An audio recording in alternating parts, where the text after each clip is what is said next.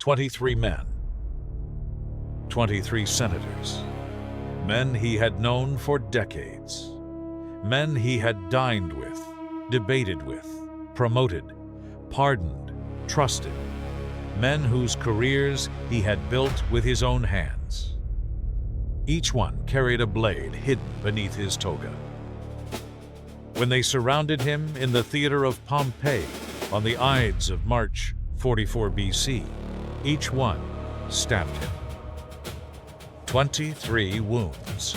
The doctors who examined his body afterward counted carefully. They wanted to know which wound had killed him.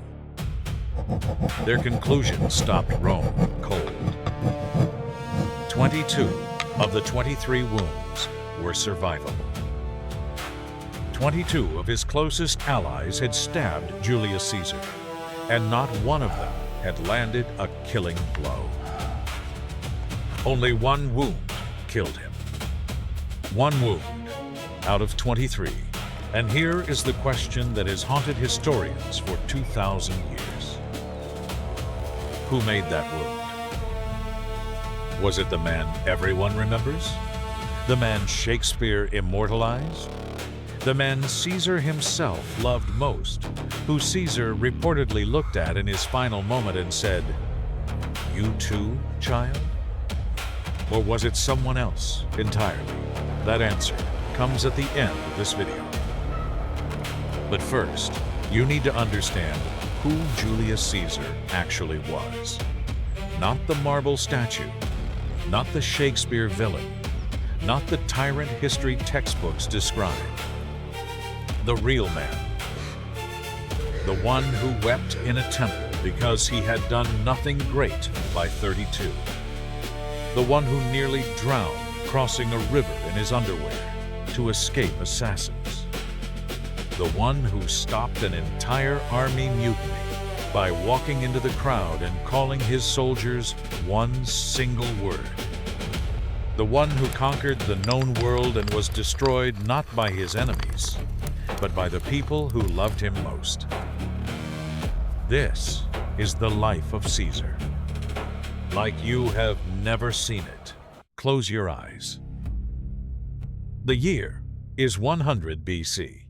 You are standing in the Suburra district of Rome, the loudest, most crowded, most dangerous neighborhood in the most powerful city on earth. The air smells of bread from the bakery below, urine from the street outside, and the particular thick sweetness of too many people living too close together in July heat. The building you are standing in is 6 stories of crumbling brick and cheap plaster. The staircase is narrow. The walls are thin enough to hear your neighbors argue. This is not a palace, not a villa, not the kind of address a future dictator is supposed to come from. But this is where Gaius Julius Caesar is born, July 12th, 100 BC. Born into a patrician family, ancient Roman nobility, bloodline tracing back to the goddess Venus herself, or so the family claimed, that had completely run out of money and political influence. The name was everything. The resources were nothing. His father died suddenly when Julius was 16. No inheritance, no army connections, no wealthy patron. Just a teenage boy with an ancient name, a formidable mother named Aurelia, and ambition that had no rational basis whatsoever. Aurelia ran the household with the precision of a military commander. She personally supervised Caesar's education. She hired the best tutors she could afford, sometimes tutors she could not afford. She understood that in Rome, the only currency worth more than money was rhetoric, the ability to stand in front of a crowd and make them believe. She made sure her son could do that. Caesar could do it. God, could he do it? His tutor, Marcus Antonius Gnipho, later said he had never encountered a student who learned faster, forgot less, and argued more effectively. The boy could memorize a speech after hearing it once. He could dictate letters to 4 secretaries simultaneously while doing something else entirely. He wrote prose so clean and direct that Cicero, the greatest orator Rome ever produced, said Caesar's Latin was more elegant than anyone else's. But none of that mattered yet. Because at 18, Julius Caesar did something that nearly got him killed and revealed, for the first time, exactly who he was. He married the wrong woman. Her name was Cornelia, daughter of Lucius Cornelius Cinna, the sworn enemy of the man about to seize power over all of Rome. Sulla. When Sulla's men came to Caesar and demanded he divorce Cornelia, do it now and live, Caesar was 18 years old. He refused. This single act, a teenager choosing loyalty over survival, tells you everything about who Julius Caesar was. Not the cold political calculator of later legend. An 18-year-old boy who looked at the most powerful man in Rome and said, no. Sulla proscribed him immediately.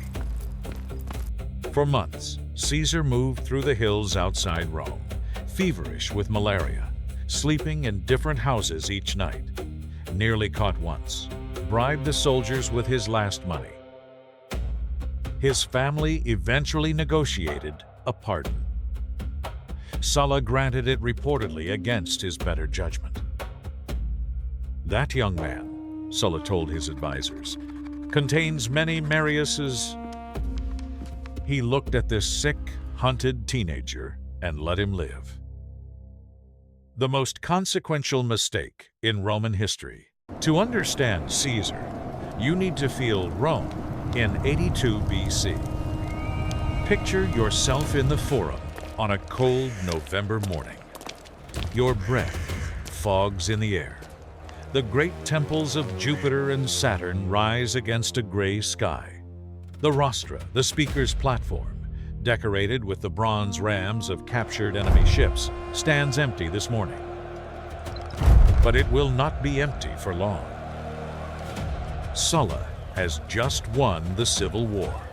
He has made himself dictator, and now on the rostra and on walls across the city, lists of names are being posted. Proscription lists. Any Roman citizen whose name appears on those lists can be killed on sight.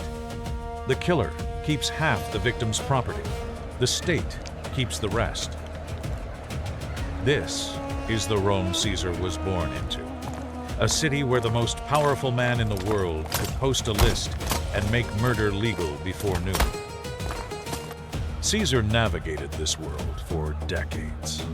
And the way he navigated it tells you exactly who he was. The year is 75 BC. Caesar is 25 years old. Picture yourself on a small boat on the Aegean Sea, 3 days east of Greece. The water is flat and blue and indifferent. A dozen pirates come alongside fast, experienced men who have raided these waters for years. They board your vessel in minutes. You are their prisoner. Their leader looks you over. 20 talents of silver is the going ransom rate for a man of minor aristocratic birth. You look at him and tell him 20 talents is an insult. You tell him you are worth at least 50. The pirates laugh. A hostage negotiating his own ransom upward. They have never seen this before. For 38 days, Caesar lived among those pirates on their island base. He slept in their camp, ate their food, wrote poetry and made them listen, gave speeches and made them applaud. When they didn't applaud enthusiastically enough, he called them illiterate savages and made them applaud again. He also told them repeatedly, with complete seriousness, that when he was free, he would come back and crucify every one of them. They laughed every time.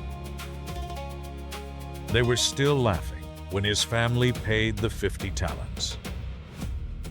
He walked off the island, went directly to the nearest coastal city, used his own name and reputation to raise a small fleet in 48 hours, sailed back to the pirates' base, and captured every man who hadn't escaped. He crucified them, all of them, as he had promised. Now, here is the story history books skip entirely. The year is 49 BC. The Civil War has just begun. Caesar is marching his army south when word reaches him. The 9th Legion is mutinying. Not a small grumble, a full mutiny. Thousands of soldiers refusing to march, demanding discharge, threatening violence. The kind of breakdown that ends generals' careers and sometimes ends generals. Caesar's officers wanted him to surround the 9th with other legions. Arrest the ringleaders, make an example. Caesar walked into the mutiny alone. He stood in front of thousands of angry soldiers. He waited until the shouting died down. Then he called them one word: Quirites. Not Milites soldiers, not comrades, not brothers. Quirites, citizens. In the Roman military, calling a soldier a civilian was the deepest possible insult. It meant you are dismissed. You are nobodies. You are no longer mine. The effect was instantaneous. The men who had been screaming for discharge, demanding to go home, began begging to be allowed to stay. Veterans of 8 years of war, weeping, begging their general not to send them away. Caesar let them wait a long time. Then he told them he would consider allowing them to serve in the next campaign.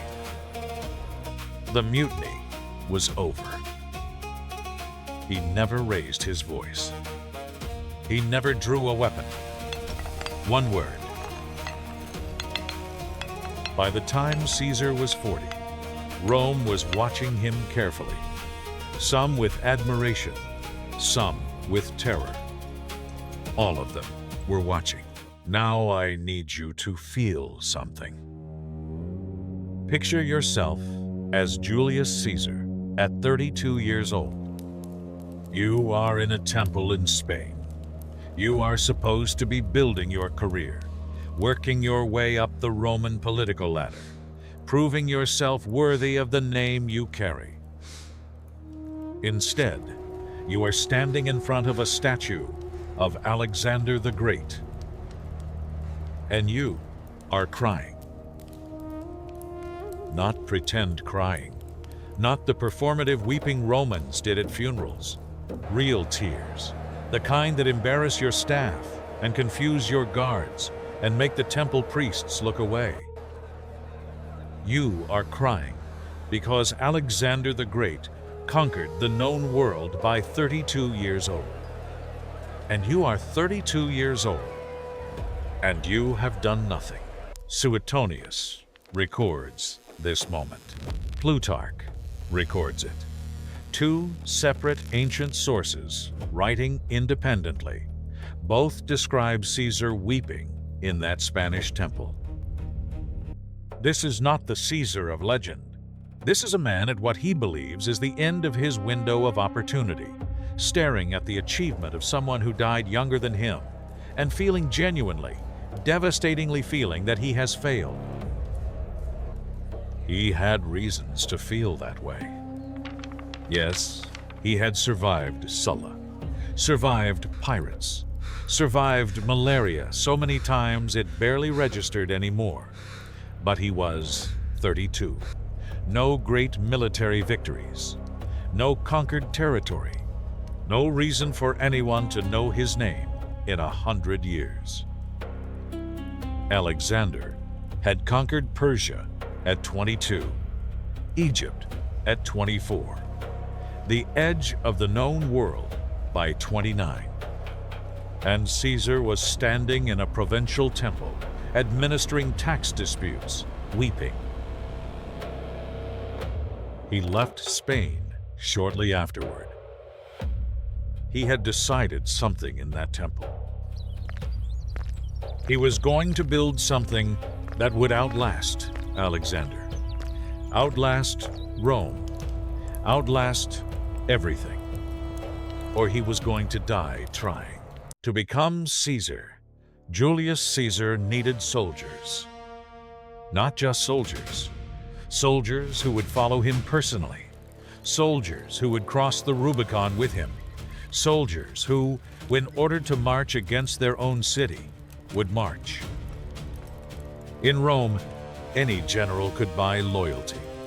Pay enough, promise enough land, and men would follow. Caesar did something different. The year is 58 BC. You are a legionary in the 7th Legion.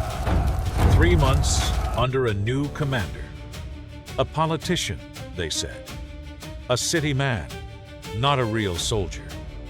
You were suspicious from the first day. Then one morning he walks into your camp before dawn. Not to inspect the fortifications, not to review the ranks from a distance. He walks through the tents, your tent. He stops. He knows your name. Not your family name, your name. He knows you took a wound at the river crossing last month and came back to the line before the surgeon cleared you. He knows your tent mate Marcus has been ill for a week and that you have been covering his watch duties without being asked. He knows because he made it his business to know. You are one soldier in an army of 30,000. He knows your name. That is when you understand. This general is different. This is Caesar's most documented and least discussed skill. He could remember the names, faces, and service records of thousands of individual soldiers. He ate the same food they ate, slept in the same conditions, was the last to call retreat and the first to go forward. Before the first major battle in Gaul against the Helvetii at Bibracte, his officers came to him in a panic. The Helvetii numbered around 370,000. The Roman force was 30,000 men. His officers were frightened. Some were already constructing excuses to withdraw. Caesar gathered them. Let them finish. Then he said, "If no one else will follow me, I will advance with the 10th Legion alone." He dismissed them. The 10th Legion, who heard every word, erupted. The other 5 legions, shamed and inspired simultaneously, demanded to be allowed to fight. They destroyed the Helvetii. This is how Caesar built his army. Not through pay alone, not through promises alone, through the radical, simple act of making 30,000 men feel that their general actually knew who they were. Over 8 years in Gaul, that army became something Rome had never seen before. Personally loyal, not to Rome, not to the Republic, to him. The Senate would understand, eventually, how dangerous this was. By then, it was far too late. Here is the thing about Caesar that no one can fully explain. Every time he won, he did the same thing that baffled his allies, infuriated his advisors, and ultimately got him killed. He forgave everyone. Not strategically, not cynically, not purely as calculated politics, though it was certainly that too. He forgave people. enemies who had fought against him, commanders who had led armies trying to kill him, politicians who had prosecuted him, driven him from Rome. One by one, Caesar defeated them, then released them, gave back their property, restored their positions, invited them to dinner. His allies thought he was insane. Cicero, who had opposed Caesar politically, received a warm letter from Caesar after the Civil War began, an invitation to meet, to talk, to find a path forward together. Cicero wrote to his friend Atticus afterward, genuinely unsettled. "He frightens me with his kindness, more than his swords." Caesar called his approach Clementia clemency. He believed that the only way to end a civil war was to make reconciliation possible. If every defeated enemy knew death awaited them, they would fight to the last breath. But if they knew Caesar might let them go, they might stop fighting sooner. It worked militarily, brilliantly. Politically, it was catastrophic. Because Clementia required Caesar to trust the people he pardoned. And among the people he pardoned were 23 senators, including the men who would kill him. Marcus Junius Brutus. Caesar had pardoned him after Pharsalus, where Brutus had fought on Pompey's side. He had then promoted him, given him a governorship, treated him like a son, because in some complicated, never fully explained way, Caesar may have loved Brutus like a son. Which is why what happened next destroyed Caesar. Not the swords, the specific faces holding them. Caesar was not supposed to win. Not in Gaul, not in the Civil War, not at any point in his military career. He was outnumbered in nearly every major engagement, operating in enemy territory without reliable supply lines, fighting warriors who had been preparing to fight Rome their entire lives on terrain he had never seen. He won anyway. How? Stand on the banks of the Rhine River in 55 BC. The air is cold enough to see your breath. The river in front of you is 400 meters wide, fast-moving, deep.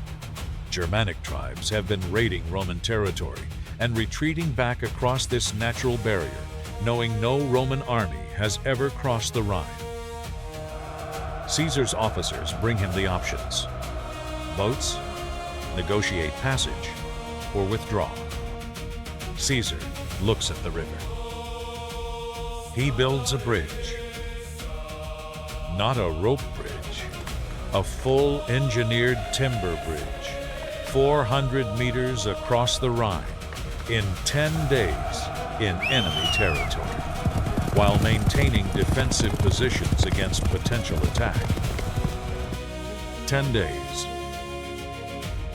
The Germanic tribes watch this happen and cannot process it. Armies do not do this. They find fordable crossings, or they find boats, or they stop. This army built a bridge out of nothing in 10 days. Caesar crossed, spent 18 days demonstrating that Rome could reach any tribe anywhere, then crossed back and destroyed the bridge behind him. He had made his point. Nowhere was a barrier. At Alesia, in 52 BC, he did something military historians still study. He was besieging the Gallic chieftain Vercingetorix in a hilltop fortress with 80,000 warriors. Caesar built a wall around the entire fortress, 11 miles of circumvallation, towers, ditches, traps. Then, a Gallic relief army of 250,000 arrived behind him. Caesar was surrounded. 50,000 Roman soldiers besieging 80,000 Gauls inside.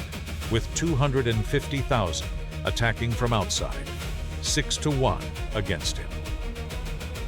He built another wall, facing outward. Feel what that means. You are a Roman soldier on that inner wall. Night, third week of the siege. The air smells of smoke and turned earth and the particular sourness of an army that has been in the same position too long. Your hands are raw from digging and digging again. In front of you, 80,000 Gauls inside the fortress, hungry, desperate, occasionally screaming to test whether you're still awake. Behind you, the drumming started 3 days ago, before you could even see them. 250,000 Gauls from every tribe in Gaul. You can hear them moving in the dark. You can smell their fires. On clear mornings, the smoke from their camps stretches across the horizon like a second skyline. Trapped between two armies, either of which outnumbers you alone. And your general is out there in the dark. Not in his tent, not behind the wall. Out there, riding the perimeter in the hours before dawn, appearing at every weak point before it breaks. His voice calm, specific, by name in the darkness. Hold here. I need 20 more minutes. Can you do 20 minutes? You can do 20 minutes.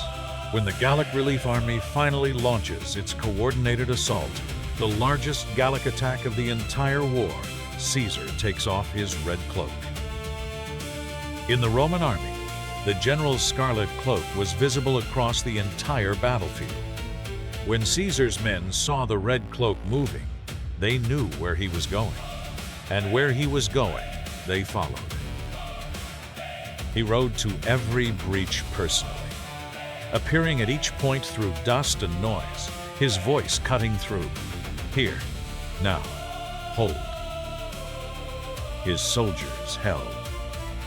The relief army collapsed. Vercingetorix surrendered the next morning. When the great chieftain rode out finest armor, finest horse, the most dignified surrender he could manage, Caesar made him wait. Just a moment, then pointed to a spot on the ground. Vercingetorix dismounted, put down his weapons, sat at Caesar's feet. 8 years in Gaul, the territory of modern France, Belgium, parts of Germany and Britain conquered. He wrote it all himself. Commentari de Bello Gallico, 7 books of precise Latin, written in the third person, as if reporting someone else's deeds. A masterpiece of propaganda disguised as memoir. Rome devoured it, and Rome fell in love with the man who wrote it, which terrified the Senate. The civil war lasted 4 years. Caesar against Pompey, Caesar against the Senate, Caesar against every Roman institution that had decided he was too dangerous to be allowed to continue. Pompey died in Egypt, betrayed by the boy king Ptolemy. His head was delivered to Caesar in a basket. A man who had shared power with Caesar for a decade, who had been married to Caesar's daughter, reduced to this. Caesar looked at the basket and could not speak for a long time. Pompey had deserved better, had deserved to die in battle, not murdered on a beach by a boy who thought he was doing Caesar a favor. He had Ptolemy's advisors executed. Then Caesar went back to Rome and became dictator perpetuo for life. The conspiracy grew slowly. in dining rooms and bathhouses, and the corners of corridors where voices wouldn't carry. The leader was Gaius Cassius Longinus. Cassius hated Caesar with an intensity built partly on political principle, partly on wounded pride, partly on the bitterness of a man who knows he is not as extraordinary as the man he hates. Cassius needed one name to give the conspiracy legitimacy. He needed Brutus. Brutus did not want to join. He argued against it for weeks. Then, Cassius placed forged letters in his chamber, fake messages from citizens begging Brutus to save the Republic. Brutus, who believed in the Republic the way other men believe in gods, read the letters and decided Caesar had been warned. A soothsayer in the street, recorded in ancient sources, not invented by Shakespeare, told him to beware the Ides of March. His wife Calpurnia had dreamed of his death and begged him not to go. He almost stayed home. But Decimus Brutus, another conspirator, another man Caesar had pardoned and trusted, came to Caesar's house that morning and talked him out of staying, told him canceling the session would make him look afraid. Caesar believed him, because Caesar trusted him. He walked into the Theater of Pompey at mid-morning. The marble floor was cold beneath his feet. The smell of lamp oil and incense hung in the air. His bodyguards had been turned away. Weapons were not permitted. He was alone among the senators. Outside, through the thick stone walls, Rome was going about its morning. Vendors calling, cartwheels grinding on stone. A city that did not yet know. Inside, there was silence. They surrounded him quickly. One of them, Tullius Cimber, stepped forward with a petition, grabbed Caesar's toga. Caesar pushed his hand away. "But this is violence," he said. And then they moved. It is done. 23 men, 23 blades. Caesar fought. He grabbed a stylus, the writing instrument he always carried, and used it as a knife. He was trained as a soldier, 55 years old, fit and fast. But there were 23 of them. He went down near the base of Pompey's statue. He pulled his toga over his face. He did not want to be seen die. Now, the answer. 22 of the 23 wounds were survivable. The one fatal wound between his shoulder blades, penetrating to the heart, was precise, certain. The blow of someone who did not hesitate while the others stabbed wildly in the chaos. The ancient sources disagree on whose hand delivered it. Brutus, Cassius, a senator whose name history has swallowed entirely. But here is what every ancient source agrees on. Caesar stopped fighting the moment he saw Brutus. Not when the stabbing began, not when the first blade went in. He fought, he used every instinct 20 years of soldiering had given him. He stopped when he saw the face. He had pardoned this man, promoted him, loved him. In the complicated way powerful men love the people they have chosen to raise up, he had trusted Brutus with his life, in the way that only someone who cannot imagine betrayal trusts another person. He stopped. He covered his face. So here is the real answer to the question this video began with. Who made the one wound that killed Julius Caesar? The answer is not a name. The wound that killed Caesar was not between his shoulder blades. It was the face he saw before he pulled his toga over his eyes. 22 men he had trusted tried to kill him and failed. One man he loved simply had to be there. And that was enough. Shakespeare gave him the words, "Et tu, brute?" because he understood the record was not really a mystery about a blade. It was a mystery about a man who survived everything Rome could throw at him for 55 years, and then chose, in a single moment, to stop surviving. He was not killed by his enemies. He was killed by his own certainty that the people he chose to trust were worthy of his trust. The flaw was not in his enemies.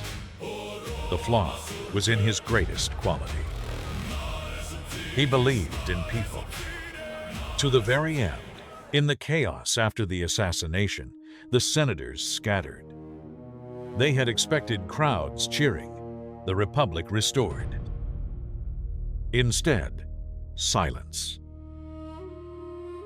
The people of Rome locked their doors. The market stalls closed. The streets emptied. When Caesar's body was carried to the Forum, the crowd that gathered was not celebrating. They were grieving, then angry. Then, as Caesar's will was read aloud, which included a personal bequest to every citizen of Rome, they were beyond angry. They tore apart the Forum with their bare hands to build him a pyre. The senators who had killed him fled the city that night. None of them died peacefully in bed. Brutus and Cassius were both dead within 2 years by their own hands at the Battle of Philippi, defeated by the young man Caesar had chosen as his heir. Gaius Octavius, Augustus, who took everything Caesar had built and made it permanent. 7 days after Caesar's death, a comet appeared in the sky, visible at midday for 7 days. The Romans called it Sidus Ulium, the Julian star. Caesar's soul ascending. Julius Caesar became the first Roman declared officially divine.